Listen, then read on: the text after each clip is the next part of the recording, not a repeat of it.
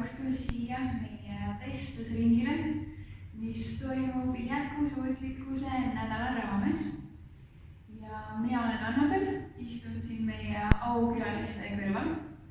Ja tänase õhtu läbivaks teemaks on tarbimine ja selle vähendamine. Aga enne kui lähme selle intrigeeriva teema juurde, annan publikule teada, et kui tekib küsimusi, kommentaare, ettepanekuid, siis anna kohe julgelt käega märku ja anname teile sõna. Sobib? Sobib. Nägin siin veel paari tagasihoidlikku noogutust, nii et. Aga mis me veel sissejuhatuses tutvustame, on see, et meil on täna toimumas kaua oodatud loosimäng. Nimelt me korraldustiimiga pikalt mõtlesime, et mida võiks meie kuulajate vahel välja loosida. Ja leidsime, et kõige parem kingitus on elamus. Nii et täna loosime välja koostöös Kuulsaaliga kinkekaardid, nii et teil on võimalik minna oma sõprade, kolleegide või perekonnaga mängima näiteks piljardit või bowlingut. Nii et Melodi paneb siin ringi käima väikse kausikese, nii et saate panna oma nime sildikese peale kirja ja juba õhtu lõpus loosime välja siis võitjad. Ja alustuseks, enne kui meie aukülalised võivad ennast tutvustada, mõtlesin, et alustan sellise intrigeeriva küsimusega, et olge täiesti ausad, ärge rahvale nii valetage, aga kuidas teie täna siia tulite? Kas bussiga, jooksuga, rattaga, hobusega, tõukrattaga? Alustame Toomast. Üks kuulda, autoga. Aitäh jagamast. Tulin samuti autoga, kuigi ma võin täpsustada, et mul on kaasat. Ma olen siis see, kes ei tulnud autoga, aga ma arvan, et siin on üksjagu asjaolusid, et kui kaugelt keegi tuleb ja kui kiiresti on vaja tulla, et minul on suur rõõm elada tööle üsna lähedal ja töö on Tehnikaülikoolis, nii et mina võin jalgrattaga. Aitäh jagamast. Ja nüüd võitegi ennast tutvustada meie rahvale. Kes te olete, kuidas olete keskkonnaga seotud? Alustame äkki Elisist. Mina võib-olla olen siin natuke tuttavam nagu vähemalt osadele, et töötan Tehnikaülikoolis õppejõuna, tegelikult küll turunduse valdkonna õppejõuna, õpetan ka eetika, vastutuse ja jätkusuutlikkuse ainet, et eks turundus paraku ka selle probleemiga üsna lähedalt seotud. Et ei saa jätkusuutlikkusest ja tarbimisest kuidagi üle ümber, et nüüdsest siis eelmisest sügisest alates olen ka Tehnikaülikooli rohetiimis tegelenud keskkonnateadlikkuse teemadega natuke rohkem. Siin täna ka otsapidi seotud selle üritusega, et minu tublit tudengid seda korraldamas on, nii et jah. Aitäh! Nii, mina ilmselt ei ole nii tuttav nagu minu nimi on Maria. Keskkonnaga ma olen seotud olnud vähemal või suuremal määral kõik koolis saad ikka alates, et ma olen õppinud keskkonnakorralduse eriala ja peale seda ka siis töötanud erinevatel positsioonidel selles valdkonnas. Mina puutun igapäevaselt ka tööalaselt kokku nende küsimustega. Hetkel töötan siis keskkonnajuhina ühes Eesti suurimas toiduainetööstuses. Jah, mina võiks öelda, et ma olen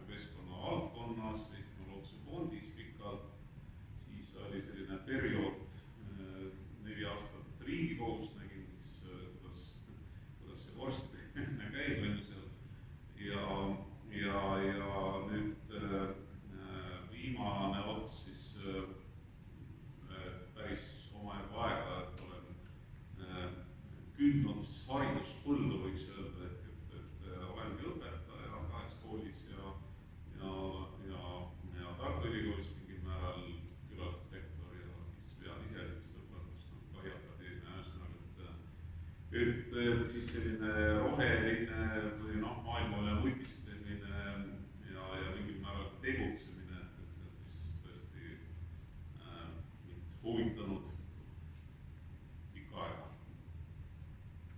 Aitäh teile! Ja võimegi minna siis meie esimese küsimuse juurde. Et me kõik teame, mis asi on tarbimine, aga äkki tutvustate siis kuulajatele, et mis hetkest muutub tarbimine liigtarbimiseks. Et kes kohe vastust teab, võib võtta sõna. Ma ei tea, ma võib-olla siis alustan oma mõtetega. Selles mõttes, ega ületarbimine või liigtarbimine, ma arvan, ei vaja otseselt defineerimist. See sõna ise tegelikkuses juba väga selgelt ütleb ära, mida see tähendab. Me tarbime midagi liiga palju, midagi üle oma vajaduse. Aga kui me ütleme sellist klassikalist definitsiooni sellele sõnale, mida ilmselt see nädal siin endas kätte ja siis see on selline hetk, kus meie tarbimine siis ületab juba sellist ökoloogilist taastumisvõimet. Sisuliselt me oleme ökoloogilise defitsiiti omadega. See on väga lihtne vastus sellele küsimusele. Kas soovite midagi lisada? Ma võin nii palju öelda juurde veel, et see ületarbimist ülemaailmselt ikkagi täna natuke vaadatakse ja seesama defitsiit Eestis tekkis sellel aastal 14.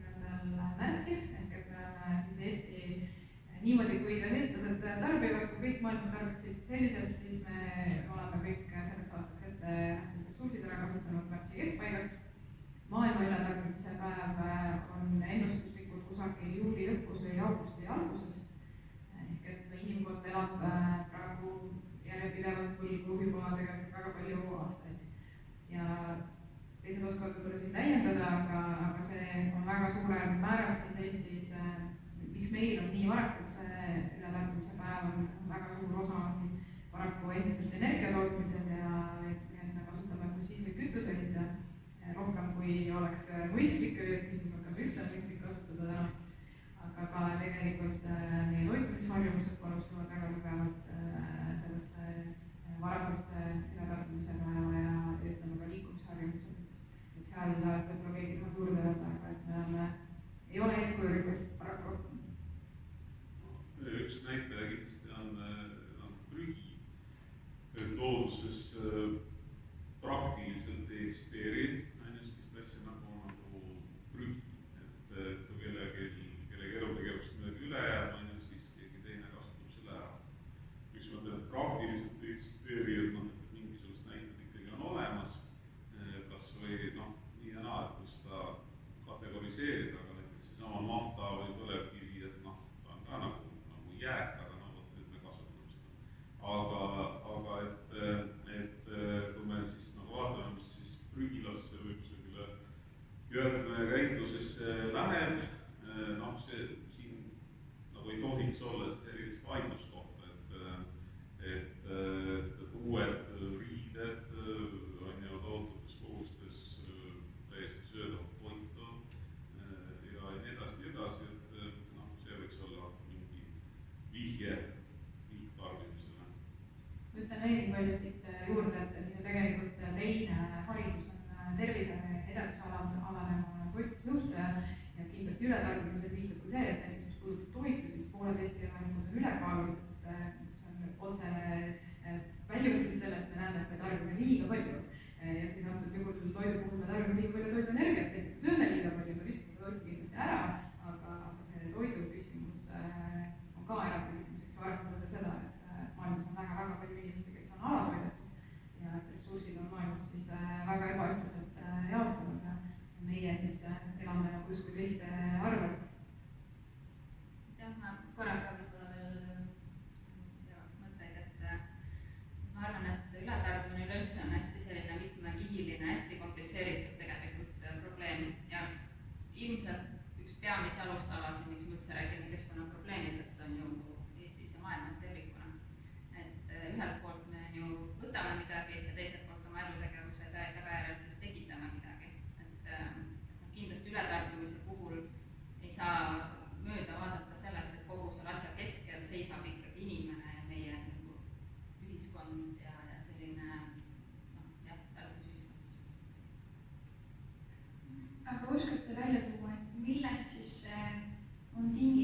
see ületarbimine ja kogu see tarbimisühiskond üleüldiselt, mis on see põhiline? Mina tahaks majandusteaduskonna õppejõuna öelda, et küsimus on tegelikult süsteemis, et väga paljuski täna need mitte jätkusuutlikud kaubad, mida meile võimaldatakse tarbida, on liigne, keegi ei arvesta sinna seda sisse, millised kulud tegelikult nendega kaasnevad.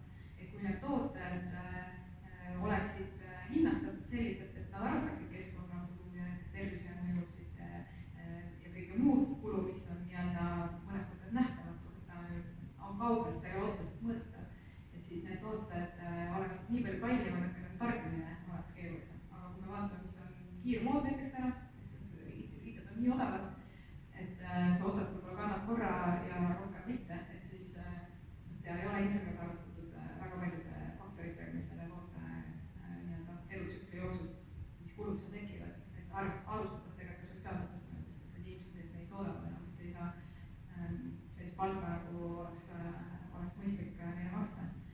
Et need kulud on nähtamatud ja neid ei kajastata, mis tähendab seda, et inimesed, me ei mõtle sellele lihtsalt, et see hind seal peal ei peegelda seda tegelikku kulu, mis seal taga on. Jah, et mulle tundub, et neid vastuseid on väga erinevaid ja et noh, võiks ju asja ikkagi pisut niimoodi teravamalt või intrigeerivamalt on ju rääkida, et muidu selline lihtsalt see jutt, mis kindlasti meelde ei jää, aga ma arvan seda, või ma usun seda, näen seda, et see on nagu fakt, et loodus siis laiemalt ei ole eriti väärtustatud ja samuti ei ole väärtustatud tihtipeale ju inimene. Et see ei ole väärtustatud nagu mõnes mõttes Eesti tasemel, sellest võib ju rääkida, ei ole väärtustatud ka maailma tasemel, kus peaksid mingisuguseid kokkuleppeid siis tegema. Ja ma ei taha nagu jällegi öelda, et mina siin nagu oleks mingi ingel tiibadega,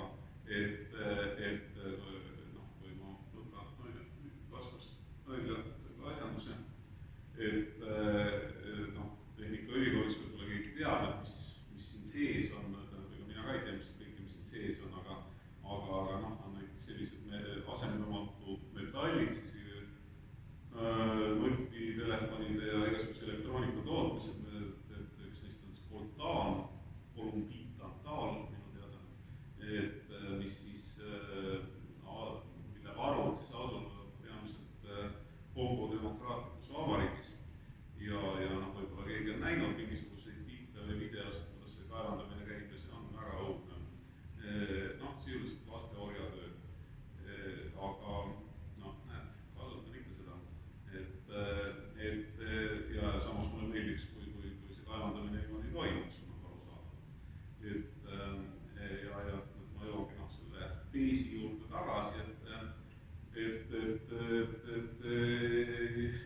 nii loodus kui inimene nagu ei ole väga kõrgelt globaalselt väärtustatud. Aitäh, aga millised siis valdkonnad enim süvendavad seda ületarbimist? Me oleme maininud natuke juba siin fossiilkütuseid, kiirmoodi, aga mis see peamine valdkond oleks, Maria? Kui nüüd võtta statistiliselt, siis tegelikkuses on toidu tootmine, toidujäätmed need, mis on kõige suuremaks, on ju tarbimise tagajärjed probleemiks. Aga kindlasti on ka elektroonika ja see on tõusvas joones läinud ja millal ei ole väga palju ilmselt tähelepanu pööratud siiani ja kindlasti ka rõivatööstus või tekstiilitööstus tervikuna ja transpordisektor, ongi, et tegelikkuses võiks nimetada sisuliselt kõik meie erinevad nagu majandustegevused ja põhimõtteliselt kõikides nendes leiaks on ju neid näiteid. Ja võib-olla on mõistlik vaadata seda pilti ka niipidi, et millised mõjud on nagu hästi suures plaanis, et hästi palju tähelepanu on siis arusaadavalt ja põhjendatult ja ma olen sellega hästi nõus, et kliimale ja siis sealt tulenevalt siis süsihappegaasile, CO2-le.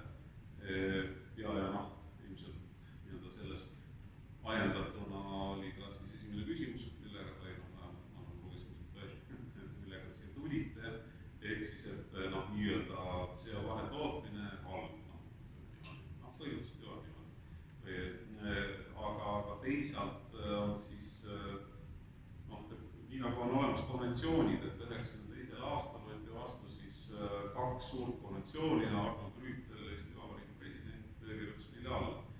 Üks oli siis kliimakonventsioon ja teine oli siis bioloogilise mitmekesisuse ehk siis elurikkuskonventsioon ja neid kahte peaks nagu kogu aeg koos vaatama. Et mitte nagu ära unustama seda kliima kõrval, et seda elupaikade teemat, et noh, mis toimub, lihtsalt on ju elupaikade hävitamine ja vaesustamine ja kui mingi tegevus ja keskkonnamõju üldse hakata nagu lahkama, et siis võiks vähemalt vaadata nagu neid 2 aspekti, et mõju kliimale ja mõju siis elurikkusele, nagu loodusele sõna otseses mõttes. Ma selles mõttes nõustuks väga, et kui ma räägin ületarbimisest tervikuna, selline, et väga palju saab tähelepanu, see nagu tagajärg. Me räägime väga palju jäätmetest, näiteks see on nagu arusaadav kõikidele nähtav tagajärg. Aga nagu sa hästi välja tõid, on tegelikkuses see, mis nende toodete sisse on läinud, erinevad muldmetallid, haruldased muldmetallid eri maailma ostest, et üks nutitelefon on ju valmis ehitada.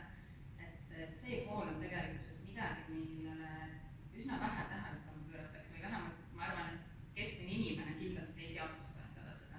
Et mõned aastad tagasi oli selline uuring, kus me küsisime inimeste käest, et kui palju te näiteks igapäevaselt tarbite maavarasid. Te ilmselt võite arvata, kui palju inimesi üldse teadvustasid endale seda, et nende igapäevane tegevus tegelikkuses seda on ju päriselt teeb, igal pool meie ümber need on.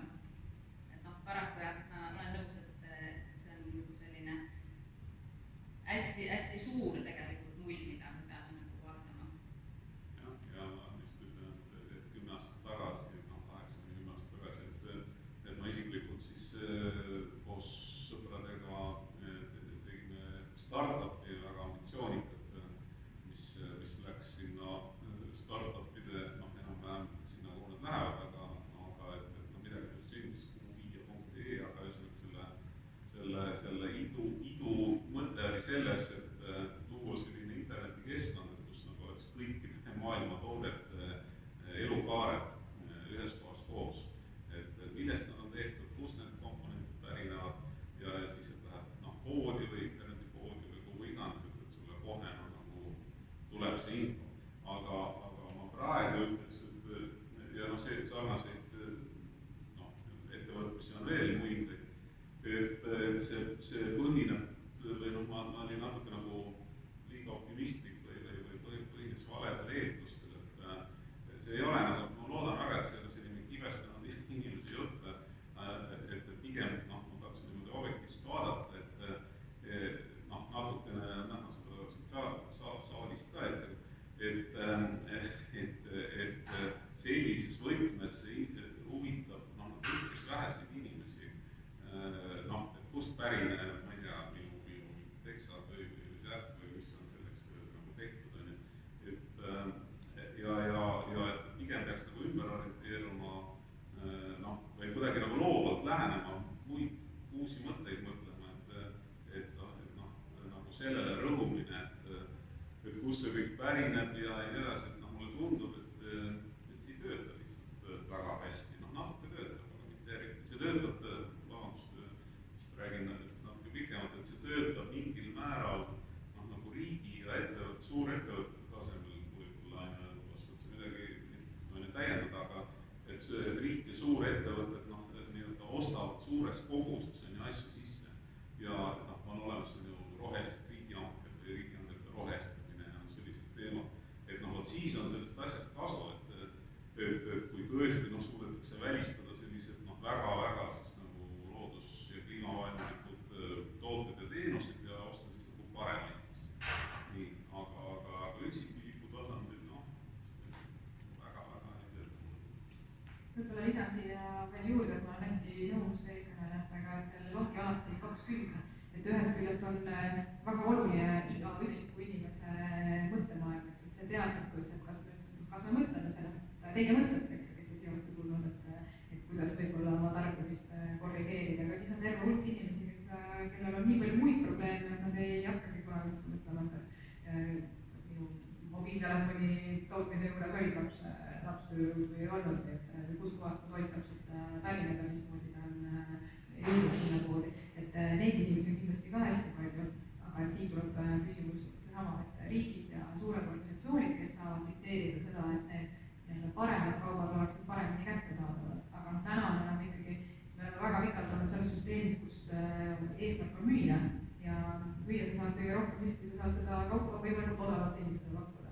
Et kas me jõuame sellest tarbimiskultuurist sinna, et me hakkame kas siis regulatsioonide või maksude või millegi kaudu motiveerima ühest küljest nagu ettevõtteid tootma jätkusuutlikumaid tooteid ja teisest küljest läbi selle hinna või kättesaadavuse mõjutama ka tarbijate valikut.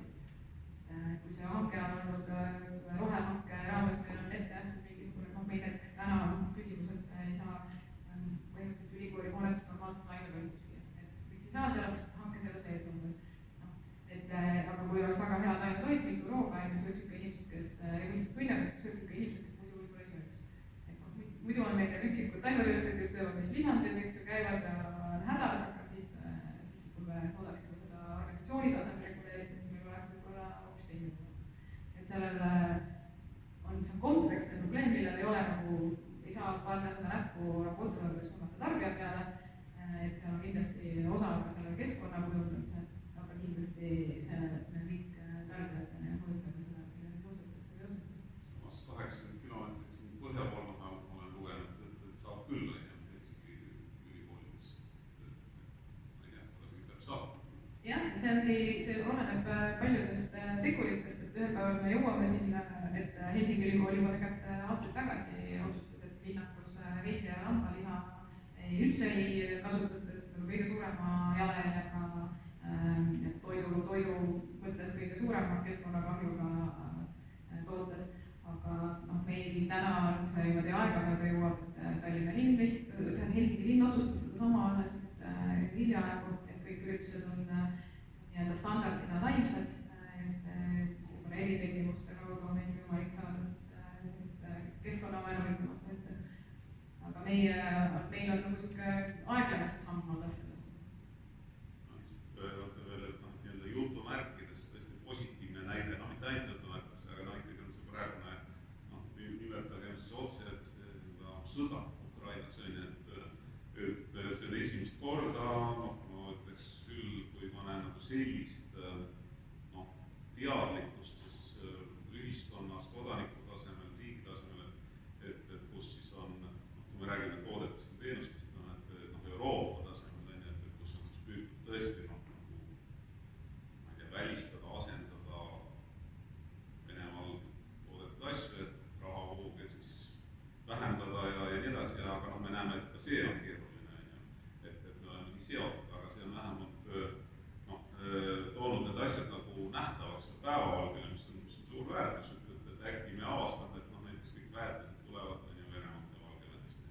Ukrainast ka. Et me ei ole üldse olnud teadlikud või väga vähest inimesed on seda teadnud, et äkki vaatavad puuks, mis nüüd saab, aga vähemalt saame edasi.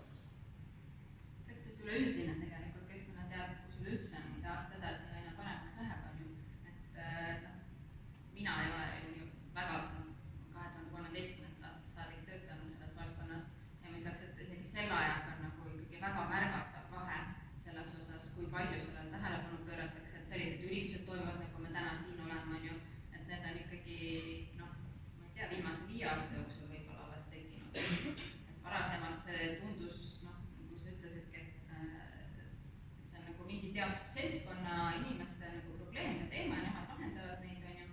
Et tegelikkuses ongi jah, seal põhise küsimus, et kuidas kaasata nagu laiem avalikkus sellesse.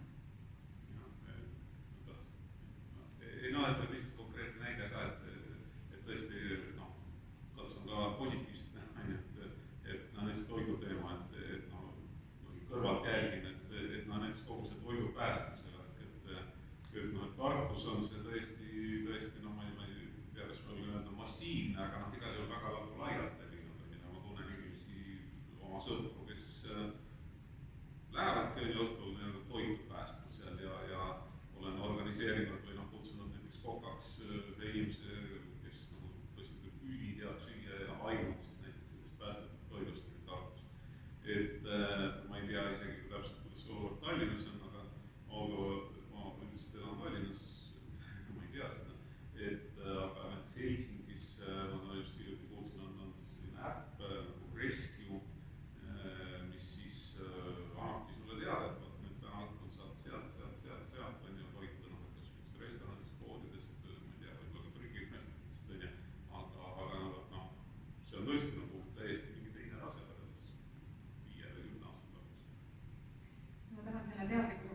lisada juurde, keda huvitab, siis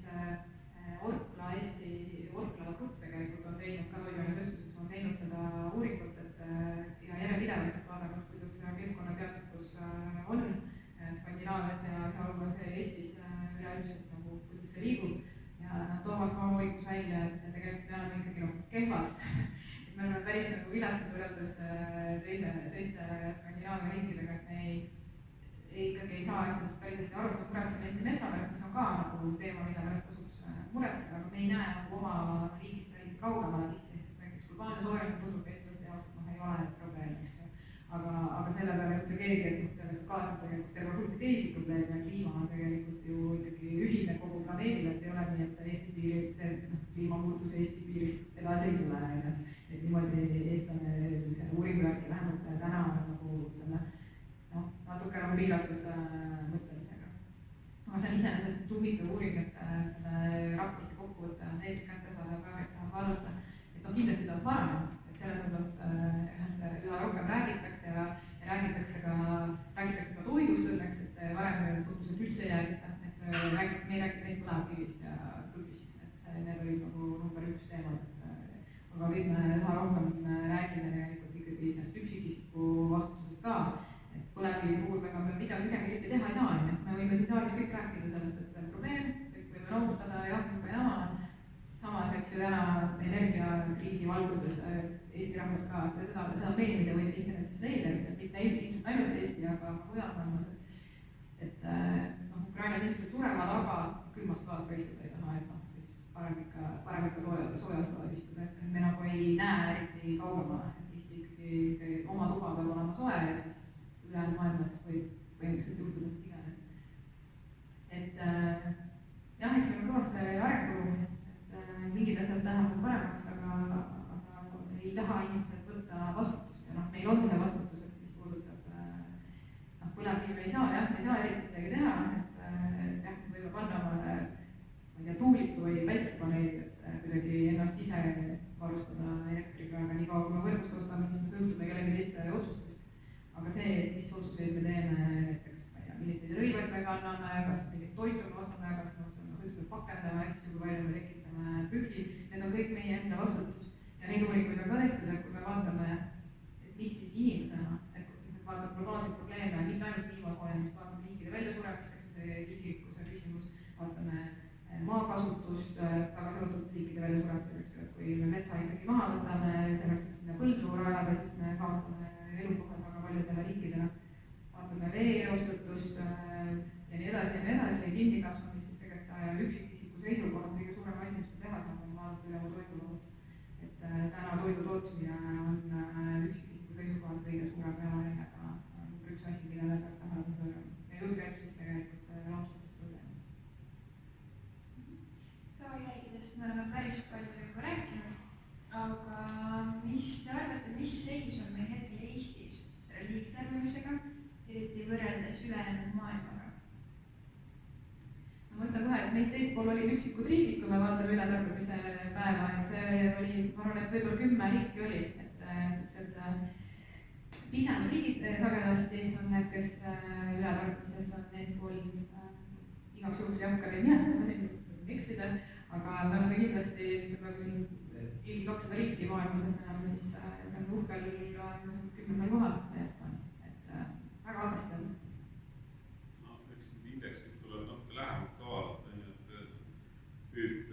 mis komponentidest need on siis kokku pandud, et läbi aastate siis Eesti sellise suure jalajälje on andnud tõesti siis põlevkivi energeetika selle tõttu, et tema efektiivsus on suhteliselt madal, ehk siis, et ühe inimese kohta tekib nii palju CO2.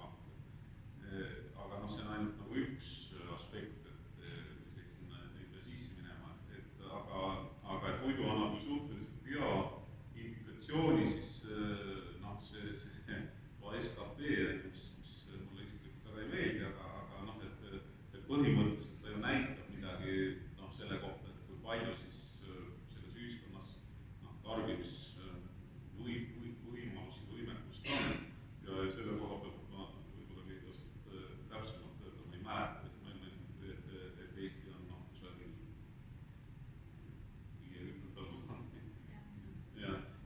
100 või 90-st, no ütleme umbes 200 riigist, et noh, eks see näitab midagi ja noh, igalühel on oma silmad peas ja käia, kes noh, ma usun, et kõik me oleme kusagil ringi käinud, et noh, kui mingeid valdkondi vaadata, et noh, et ma arvan, et Eestis noh, nagu tervikuna no ei ole mingisugust, ma ei tea, mingisugust tohutut väga-väga eristavat raiskamist, aga et noh, mitmed välismaalased näiteks, kes Eestisse tulevad, noh, minu tuttavad või ma ei tea, noh, mis iganes, kellega ma suhtlen, et noh, nad päriselt imestavad, et tulevad siia Tallinna, siis noh, käivad või sõidavad või kus iganes siin ringi pisut ja siis küsivad, et kas te olete siin mingi naftarik või et noh, vaatame neid autosid tänavatel, et selles osas tundub, et Eesti noh, päriselt eristub oma sellise noh, väga jõulise siis ja noh, nagu mõnes mõttes kalli autopargiga, et noh, et see on nagu siis see koht, kus noh, me näeme, et inimeste tähelepanu väga palju läheb. Selle kohta just öeldakse ka selline postsotsialistlik fenomen, et inimesed kodu elavad sellises viletsas kodus, aga ka see tuhkautot sõidaks, sest et siis teised näevad, et enam hästi. Lasnamäel on, ütleme nii, et korterist kallimaid autosid küllalt näha. Ja teine näite minu meelest, mis meil on jällegi paistab kui silma, et meil on elaniku kohta kaubanduspinda, ma ei tea, kas Euroopas nagu, ma ei tea, kõige rohkem jah, et pood tuleb muudkui juurde kogu aeg ja poed on kaupa täis ja siis see, et see probleem on tihti peidus ka, et me tegelikult ei näe seda raiskamist, et see on seal kuskil lukustatud prügimajas ja see pakend põletatakse kuskil soojusjaamas ära, et ei lähe ümber töötab selle tihti, kuigi me võib-olla saame ja loodame, et läheb. Et siis, et me ei näe seda probleemi tingimata, et niimoodi peale vaadates tundub kõik plaanitud ja ilus, aga vaatad lähemalt, siis on väga. Nojah, eks see sõltub ka selles mõttes, et nüüd lumesulamisega on ju, noh, ma ei tea, mõned teeääred ja siin metsaaluseid vaatajaid tuleb ikka külmut peale, et seal on ikka päris kõvasti on ju näha seal ületarbimise tagajärgi, muidugi arvestades, et tegelikult meil pigem koristatakse ka, et siis tekib küsimus, et koristatakse ära, aga juba on uuesti tulnud kuskilt, et inimeste käitumises on kuskil on see viga, et mõtlen, et kukkus maha, aga homme ei ole, et järelikult võibki kukkuda maha. Eks ületarbimine ongi, et see tegelikkuses on kinni inimese peas selles suhtes, et see ei ole midagi, mis tekib tööstusest või põlevkivi tootmisest või millestki sellisest, et see on ju kinni iga inimese nagu isiklikes otsustes. Jah, ma arvan, et siin on hea küsida praegu, et kes arvab, et ta tarbib üle? Jah, et okei, te olete siin, et enamik inimesi ilmselt arvab, et ma tarbin täpselt nii palju kui vaja, aga siis ongi küsimus, et kuidas need vajadused ajas muutuvad, et autod lähevad suuremaks, majad lähevad suuremaks, hinnad lähevad kallimaks, et vajadused nagu justkui kogu aeg kasvavad, aga kas need päriselt on vaja seda kõike? Aga kui me ei muuda oma tarbimisharjumusi, et mis teie arvates saab meie Eestist või meie maailmast üleüldiselt? Sihuke väga brutaalne küsimus, aga. No kui me praegu tarbime, meil on ennustatakse, et meil oleks vaja umbes 1,7 maakerana ennustusi vaadata, siis meil on, kui me samamoodi jätkame, siis on 2 maakera lihtsalt juurde vaja. No Eesti tempos on 5 maakera vaja, et jah, et kui me vaatame seda maailma keskmist, et siis osad riigid tarbivad alla selle nii-öelda piirangute, meil on häda, mis juhtub, on see, et kes vaatab kliimaraporteid, mis juhtub üsna kiiresti tegelikult, meil siin juba nagu tulitab see nii-öelda see eesmärk, mis oli meil, me ei suuda nagu väga täita seda, et me näeme, et me ikkagi kipume seda 2 kraadi soojenemise juurde jääma, mis tähendab seda, et meil ikka kliima muutub selliselt, et noh, esiteks me teame, mis muutub ilmastikuga, mis siis juhtub, aga mida me võime ennustada, et kui koolust ei jää ära, siis tegelikult enamik suuri linnu selliseid tihedalt asustatud alasid mere lähedal või jäädega suutmetes või kuskil sellistes madalatel aladel, et see rahvas hakkab liikuma, et ega nad sinna ei jää ootama, kui vesi neile teada tuleb, eks ju, et siis rahvas, me saame kindlasti hulgaliselt sotsiaalmajanduslikke probleeme, aga ega ma arvan, et me kõik kogeme seda mingil viisil üsna kiiresti. Täpselt sama probleem tuleb veel kõrbestumisest, mis juba Lõuna-Euroopas hoogsalt kultuure. Need 2 asja kokku pannes juba üksi on väga hea ilmselt ette kujutada, mis tegelikkuses meid ootamas on ees, mitte nii väga kauges tulevikus.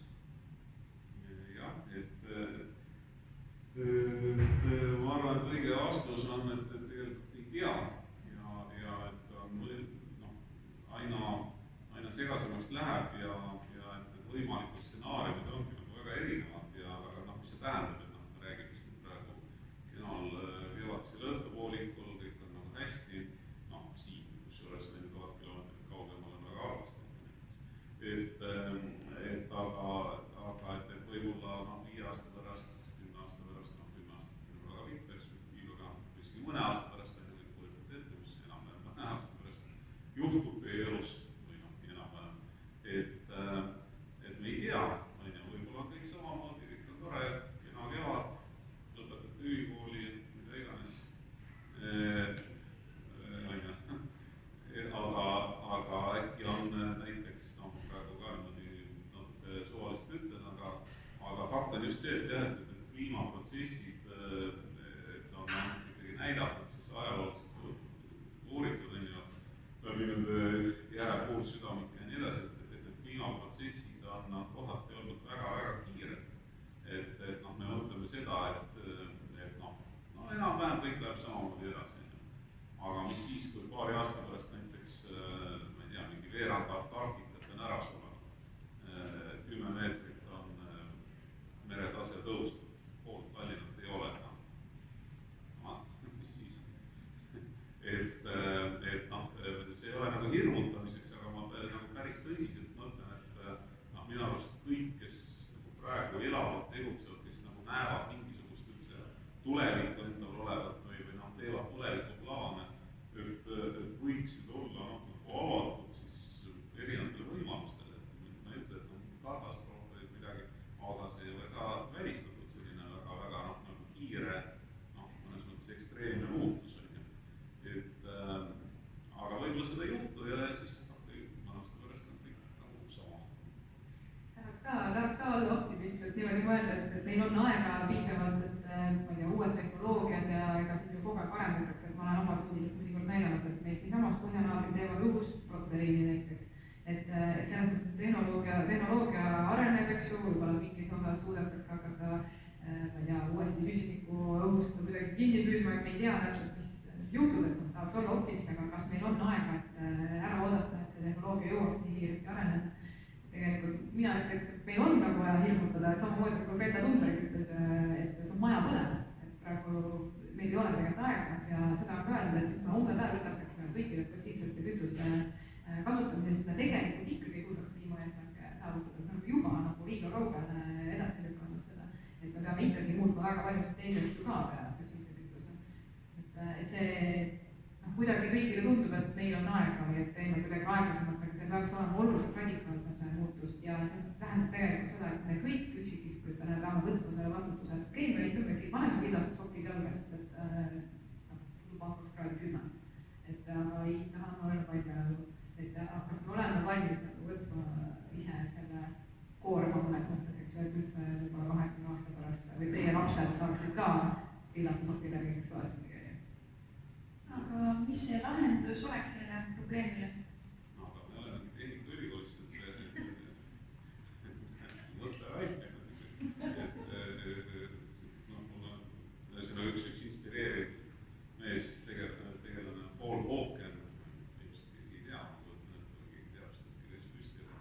Aga no ka selline mõtleja ja nii edasi, et tema pidas sellise väga inspireeriva kõne ülikooli lõpetajatele juba peaaegu 10 aastat tagasi ja noh, kasutab selliseid väga vägevaid ilusaid kujundeid ja siis ta ütles, et maakera vajab uut operatsioonisüsteemi, selle peate kirjutama teie.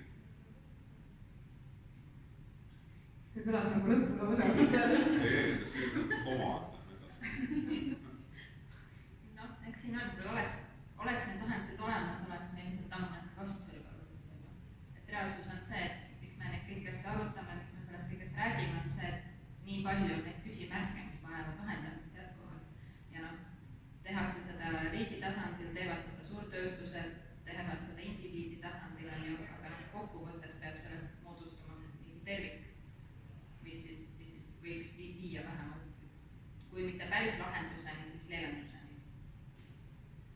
Ja noh, et tasub, mulle meeldib rääkida nagu lugudest või lood nagu juhivad maailma ja lood lugudega loome maailma, et eesti keeles on väga ilus sarnane tüüp.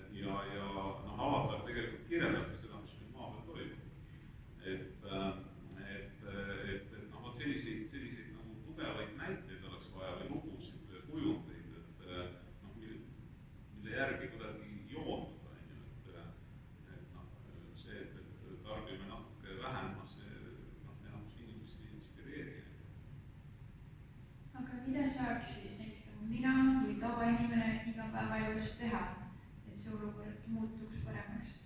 no proovi ise vastata. väga hea, mis sa teeksid?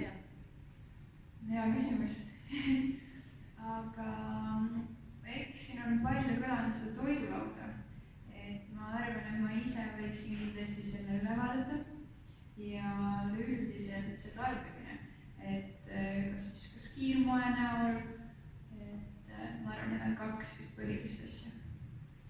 Ma võtan siit sõnajärgi üle, et ma ise, olles paljude teiega õppejõud, et mina näen ülikoolil väga olulist rolli selles, et kuidas meil, eeldusel, et meil on aega piisavalt, et teie täna saate küll teha seda otsust, et millised olete tarbijatele, aga ühel päeval olete te Eesti suurte firmade juhid, omanikud, mitte ainult Eestis, mujal maailmas teie suudate välja mõelda võib-olla probleemidele lahendusi, mida täna ei ole, et me näeksime seda inimestena, et meil kõigil on võim mõjutada ühest küljest nagu indiviidina seda, et kuidas ma tarbin, aga teisest küljest seda, et kui palju teisi inimesi me enda ümber mõjutame ja luues tooteid, teenuseid selliselt, et nad oleksid jätkusuutlikud, võib-olla lahendaksid mingit probleemi, et siis me saame sealt nagu muuta maailma teistsuguseks. Et täna me oleme elanud natuke teistsuguse ajalooga, inimesed on ettevõtete juhid, eks ju, võib-olla teadlikkus on teine, et ma näen siin nagu kahte poolt, et on nii seda tarbimise pool kui siis ka ettevõtluse juhtimise pool, et see keskkonna kujundamise pool. aga kohe, kui niimoodi sa küsid, et mida kohe võiks teha, siis mina ütleksin, et needsamad asjad, mis sa ise välja tõid, et paratamatult me eks ju teeme seda toiduvalikut vähemalt keskmiselt 3 korda päevas, mida me päriselt sööme, eks ju, milline on selle toidu tootmise jalajälg.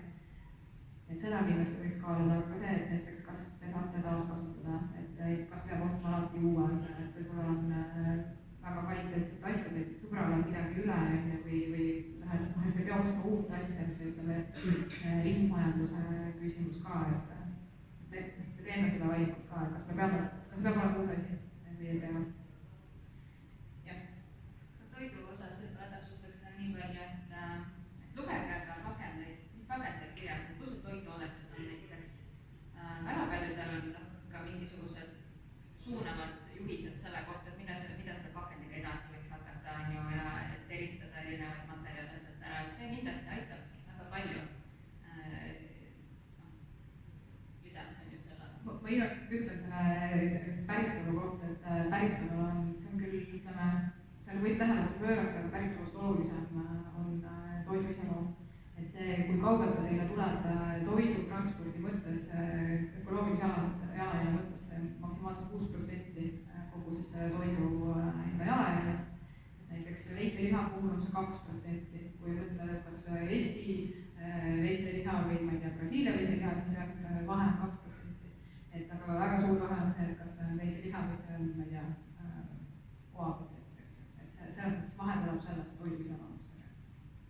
Jah, siin on muidugi nüüd muud nüansid ka juures, et kui siin on ju näiteks kaevandamisest näide, et kui me räägime Eestist ja Euroopa Liidust, on ju, kus on väga kõrged keskkonnanõuded seatud ettevõtetele ja sa võid olla väga kindel, et need on toodetud parimaid võimalikke variante on ju jälgides, versus see, et kui ta tuuakse kuskilt Lõuna-Ameerikast või Aafrikast või Aasia riikidest, on ju, et ka see on oluline nüanss tegelikult, miks ikkagi kohalik või vähemalt lähiümbruses toodetud toode on väiksema jalajäljega. Kui me võtleme sama kategooria tooteid, siis kindlasti. Ma lisaks teise nurga, et proovime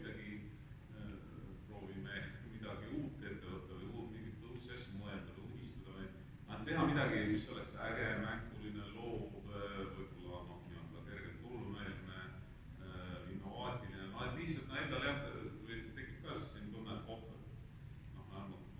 proovin midagi, et ma lihtsalt tuli üks näide pähe jällegi seotud selle Ukraina sõjaga, aga et kuna see on nagu niimoodi meeldes, aga näisena mul on üks sõber, Merit Karis, nende nimi, ta on muuseas ka mingi globaalne aastaõpe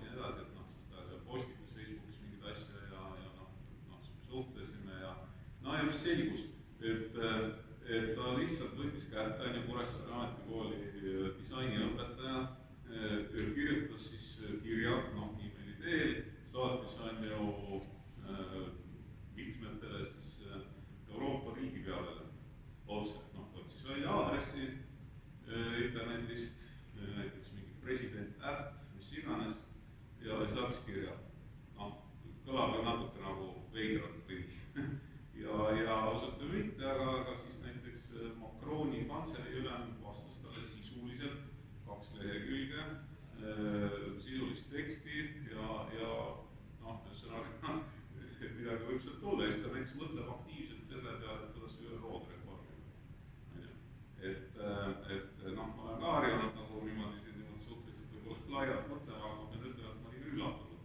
Ja siis ma helistasin talle ükspäev ja küsisin, et kuule, et selle ÜRO-ga oleks vaja ikka midagi teha, mis me nüüd teeme siis. Et päriselt midagi nagu uut välja mõtlest, vanadest asjadest ei piisa, vanad asjad on vajalikud, aga nendest ei piisa. Aitäh! Ja nüüd väike soovitusnurgake meie kuulajatele, et milliseid usaldusväärseid infokanaleid te sooviksite jälgida, kas siis saada informatsiooni üldiselt, kasulikke nippe, uusi teadmisi, äkki Elisa alustab?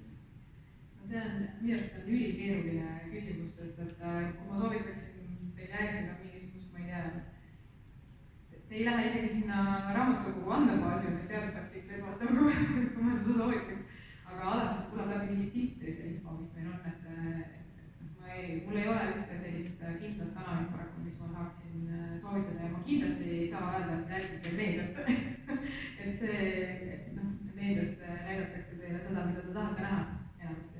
See on see, mis meeldisse läheb ja neid asju vist ei taha näha, seda te peategi kuskilt mujalt otsima, et selline hästi kriitiline suhtumine võib-olla võiks olla sellesse mainstream meediasse üldse. Mul ei ole midagi äkki teistele soovitada, mul ei ole midagi soovitada. Äkki mingi teos, mingi raamat, midagi sellist, mis siis nagu on äkki muutnud maailmapilti, mis iganes, et võiks täna kaasa võtta kuulajale. Jah, ma mõtlen ilmselt natuke sellega, et neid raamatuid, ma arvan, et inimeste maailmapilt ei muutu võib-olla ühe raamatu põhjal, et neid raamatuid on kindlasti rohkem, TikTok-filme rohkem, eks ju, igaühe puhul on omad plussid, miinused, et ma ei tea, kui me siin räägime keskkonnast ja mina või toitumise valdkonna inimene, siis ma soovitaks vaadake sellist filmi nagu Cowspiracy, et võib-olla üllatav, et kindlasti võib seal olla selliseid kohti, kus on šokiseisund võib tekkida, aga ma arvan, et see võiks olla üks asi.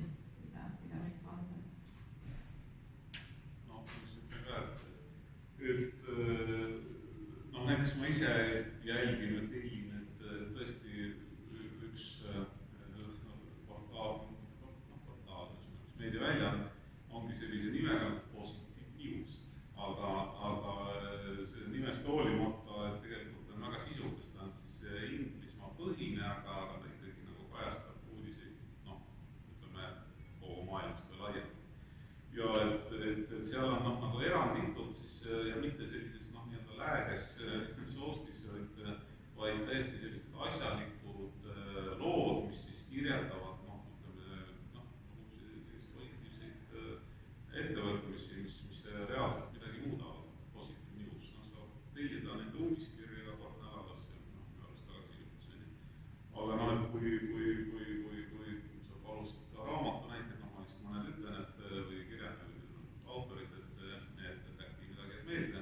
Et seesama Paul Hawken on ju, et eesti keeles on minu arust ilmunud ka tema raamat Looduskapitalism, mis läheb juba rohkem ütlemisest nagu ka Tehnikaülikooli valdkonda, et kuidas selline reaalne ringmajandus võiks toimida ja seal on ka näiteid, päris elulisi näiteid ja see on juba kirjutatud mingi 15 aastat tagasi, aga ma arvan, et endiselt väga kohane. Ja siis inglise keeles Natural Capitalism ja siis on tal Ecology of Commerce ja siis veel raamatud. Siis natukene nii-öelda filosoofilisemalt, bioloogilisemalt, evolutsioonilisemalt, üks raamat, mis nagu hindab põhiliselt väga palju inspireerib, mille võitmise organiseerimised on siis Maailmatants, Elisabeth Sahturis Maailmatants, evolutsiooni uus lugu, mis siis kirjeldab, ütleme siis nagu evolutsiooniliselt, bioloogiliselt, süsteemi teooria, kui nii võib öelda, võtmes, kuidas maailm on üles ehitatud ja kuidas see võiks muutuda. Ja kindlasti tuleb veel. Jah, see oli küsimus, mille juures mina ka jäin päris suurtesse raskustesse tegelikult. Et ma arvan, et see on osaliselt seotud ka sellega, et kuna ma igapäevaselt tegelikult töötan nagu nende samade küsimustega selles samas valdkonnas on ju, siis mulle nagu tundub, et see info on ju olemas, kui ma tahan seda leida.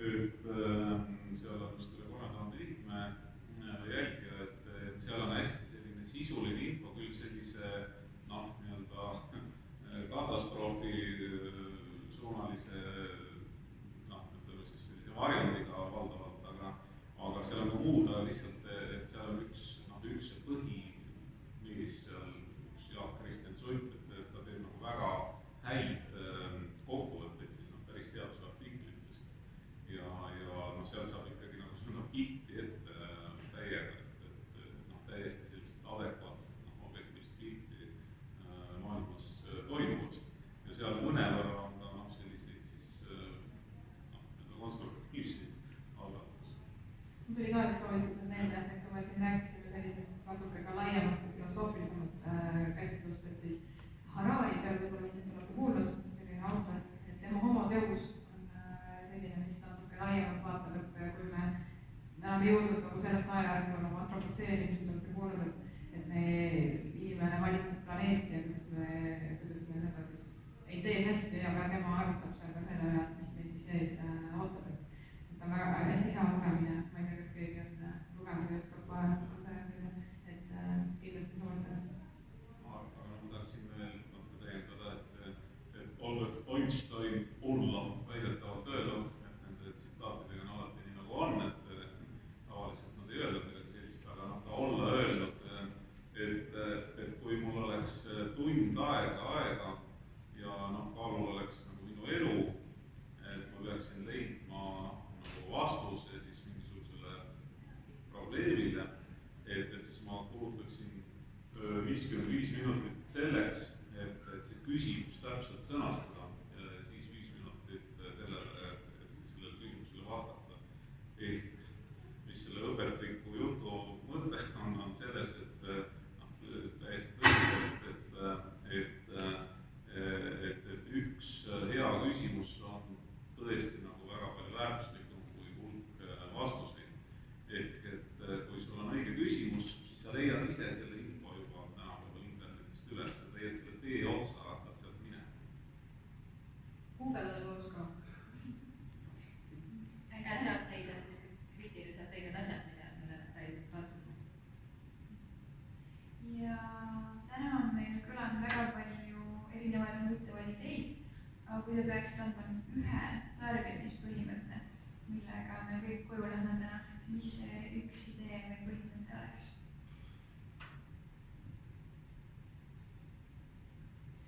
ma võin öelda, et mul on väga lihtne ja enda jaoks minu elu väga läbiv joon, et võtab teda loomade söömine. No ma võiks öelda seda, et mida ma tõesti ka lihtsalt oma loomu poolest järgin, et ära osta asju, et äkki mul on nagu juba olemas hea päev, mis sul vaja on. jah, kui ma isiklikust plaanist võtan, siis ilmselt kõige rohkem ka see, et ka teised kolmanda ringi asjad on väga korralikud ja head asjad, mida kasutada, samamoodi vaadata endal kodus ringi, on ju, et kui sa hakkad millestki loobuma ja uut tasemele ostma, et siis kas annetada ära või pakkuda kuskile kellelegi seda, et kindlasti vältida seda, et see asi ei teki, läheks tühjaks.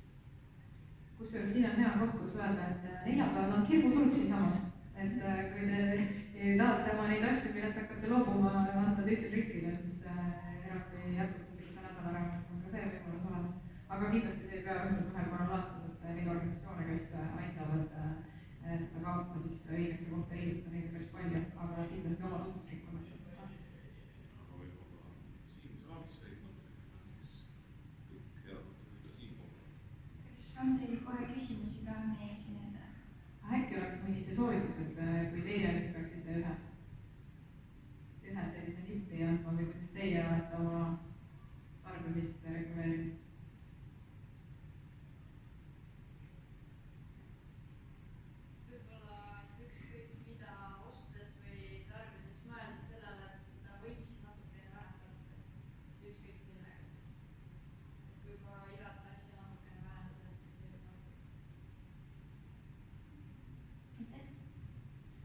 aga imehea, et mõtled, nii et aitäh jagamast ja aitäh korraldustiimiga oleme soetanud 3 nimelist kuuseistikut, mille me tulevasel nädalal kõik koos maasse paneme. Aga senikaua, kui kuused on maha pandud, siis meil on Karoli omaenda pisikeste kätega istutas 3 tomatitaime, mille siia väike sümboolne kingitus teile üritada.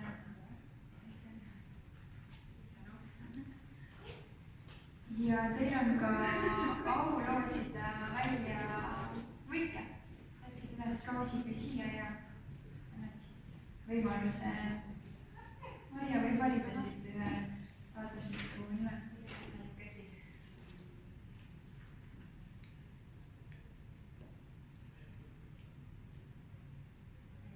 Angelika Linter. Ma vabandan. Palju õnne! Aitäh, Angelika, võtame teiega kohe ühendust, kui ütlus lõppu. Aga jah, aitäh teile tulemast ja tänan ka korraldustiimi Anna-Marit, Kliini, Melodit ja Karolit ja muidugi meie õppejõudusid Reneed ja Liisi, tänu kellele see üritus täna aset leidis. Loodan, et saite palju häid mõtteid ja ilusat